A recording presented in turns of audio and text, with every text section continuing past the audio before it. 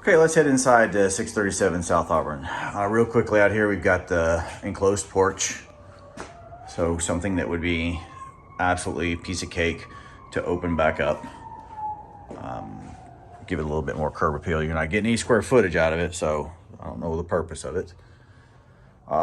Pretty standard 2-1 configuration for this age of house. We've got our living area that passes through to the dining area, that then passes through to the kitchen with our 2 bedrooms split in the middle by a bathroom. You can see right here, they've cut out the carpet, so you can see that there is hardwoods. There are hardwoods underneath. This little section looks in decent condition. I'm sure that's completely random because it's right in the center of the room. But at least that's, something that's a good thing to consider. Our dining room area here, look, I mean, we're looking at resurfacing all the floors, painting the walls, maybe even opening up this a little bit to give it a little bit better pass through. Our windows are pretty dated. Some are in decent condition, some of them not so much. So there's going to definitely be some repair, if not replacement, of the windows that are in here. Take a look at the ceiling. You can see tiles that have been put up here. Don't know, if you might need to get some asbestos testing on it or not, because they're certainly from that style. Doesn't mean that there are. Just always something to keep in mind. Our ceiling here in the dining room, you can see an old water leak of some sort, but that's pretty old, certainly not current with all the rain that we've had here recently. Here's our furnace. It actually looks like it's decent condition, but I definitely plan on spending some money to at least get it maintained. Hopefully not have to replace it and everything. Our kitchen, pretty standard layout here for the kitchen. Going to be certainly small for this. The wood here on the cabinets appears to be in decent condition, so you could strip these down with new doors or new hardware and keep the doors. Nothing too dramatic. Definitely new appliances. This little added here is probably just yanked that out to create even a little bit more space. Our washer dryer connections out here. So this is a enclosed porch. You guys are really familiar with the way that these look.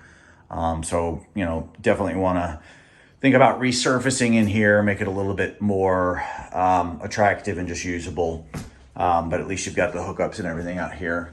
Here's our water heater. It's an electric water heater. It's not, I don't know, maybe it is connected, but it's in bad enough shape where I wouldn't want to mess around with it and keep it. So you can put that in your budget. And then we'll take a look at the bedrooms here. Pretty standard layout. Front bedroom here. It's got one small window. Let's see here. There's a little bit of older damage on here, but probably mostly wear and tear. You can tell they've tried to caulk it here and there. But it's the original windows on here. So again, we're probably looking at replacing most of these windows. Similar here in the back bedroom, except we have two windows here. Certainly more damage on the windows and everything. But as far as foundational, how it feels, everything, really only thing that I saw was there in the dining room, that ceiling. But the floor feels good. So I'm not really concerned about that. Our bathroom, very small, 3-piece bathroom in here. Door doesn't even open all the way because of the toilet. So, just keep that in mind.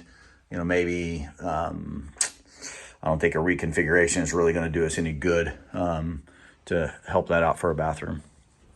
All right, let's take a look outside real quick. While we're here, we do have a detached garage structure. It doesn't have an overhead garage door, but the structure itself is really in pretty good condition, so we could definitely function with a little bit of modification as a nice garage, which is important. A definite big bonus in this area. Backyard is fenced in. There's a utility easement. It's not paved, so it's probably it's not certainly used by trash or anything like that. It's really just going to be an easement for utility.